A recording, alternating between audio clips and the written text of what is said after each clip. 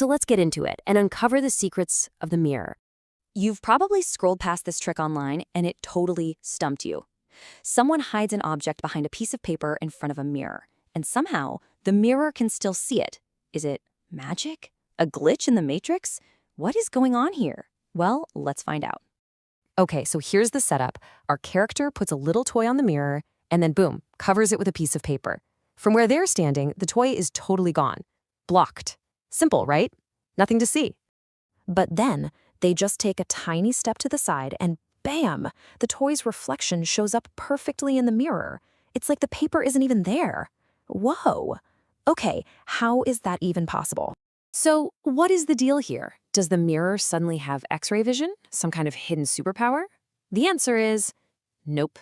But the real reason is actually way cooler. And it's all about the secret life of light. All right, to crack this case, we've got to start with our very first clue. And it all comes down to light.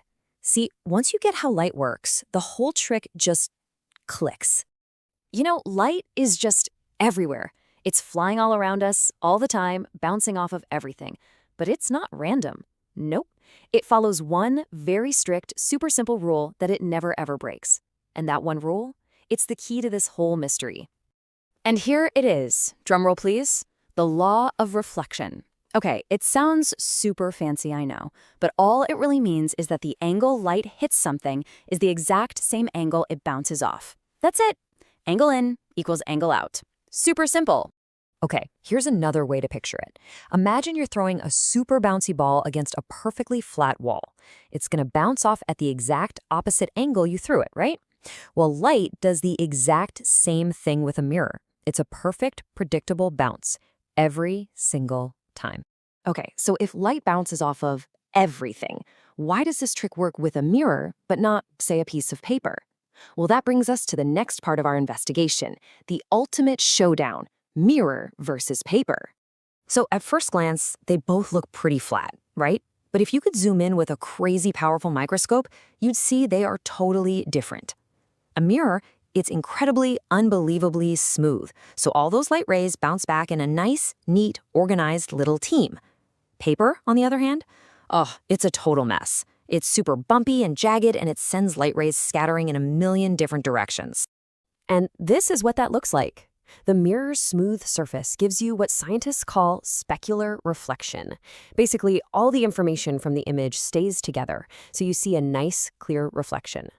The paper's bumpy surface, that causes diffuse reflection, which just scatters all that information, scrambling the image into a big old blur.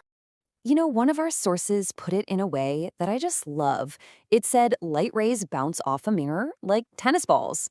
It's such a perfect way to picture it, right? Every single ball, or light ray, bounces off predictably, keeping the whole team together and the image perfect. The paper is more like trying to bounce tennis balls off a pile of rocks. They're just going to go everywhere. Okay, so we've pretty much figured out how the mirror can see around the paper. But in solving that mystery, we've stumbled onto something even bigger, a huge misunderstanding that almost everyone has about mirrors. So get ready for a twist. Seriously, ask anyone you know, and they'll probably tell you that mirrors flip things from left to right. You know, you raise your right hand and your reflection raises its left hand. It just seems obvious, right? I mean, come on, we see it every day. Ambulances literally have their name written backwards on the front so that drivers can read it correctly in their rearview mirror. So that has to be proof that mirrors flip left and right, doesn't it? Well, get ready to have your mind blown, because that is completely wrong. It's a trick.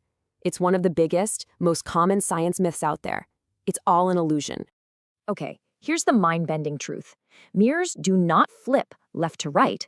They flip front to back. Yeah, what was closest to the mirror is now the closest part of the reflection, and what was farthest away is now farthest away in the reflection. It's a depth reversal, not a side-to-side one. Okay, think about it like this. When you raise your right hand, your reflection raises the hand that's on the right side of its body. Your right is still your reflection's right. The only thing that's been flipped is you, front to back, into that mirror world. Okay, time for the grand finale. We know how light bounces, we know how mirrors actually flip things. So let's put it all together and see how your amazing brain turns all of this into the image that you actually see.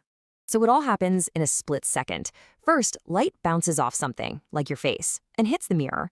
Step 2, the mirror reflects that light perfectly into your eyes. But here's the cool part. Your brain just assumes that light always travels in a straight line. So it traces those light rays backwards and creates an image of your face that looks like it's behind the mirror. So scientists have a name for this. They call it a virtual image. It's not actually there. You can't go behind the mirror and touch it. It's basically a perfect optical illusion, like a hologram made of light that your brain cooks up. It only exists inside your head. How cool is that? And that is the final aha moment.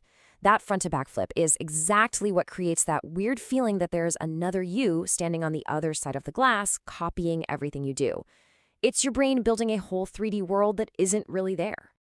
And get this, these super simple rules about light and reflection in your brain, they're the exact same principles behind those wacky stretched-out reflections you see in funhouse mirrors.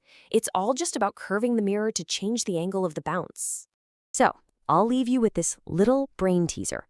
Using these very same principles, you can actually prove that a mirror only needs to be half your height for you to see your entire body, from your head to your toes. Your brain just fills in the rest. It kind of makes you wonder, what other amazing shortcuts and incredible tricks is your brain pulling off right now that